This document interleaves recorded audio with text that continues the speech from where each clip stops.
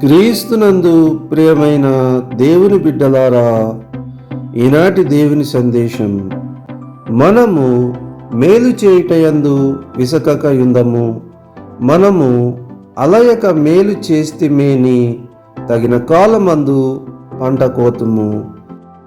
గలతీలకు రాసిన పత్రిక 6వ అధ్యాయము 9వ వచనము. ప్రియమైన దేవుని బిడ్డలారా, ఈ వాక్యమునందు విసుకక మేలు చేయుట వలన తగిన కాలమందు దేవుని వలన మనము మేలు నొందెదమని ఈ వాక్యము సాక్ష్యమిచ్చుచున్నది. దేవుడు మన ఎడల కనికరమును చూపునుగాక.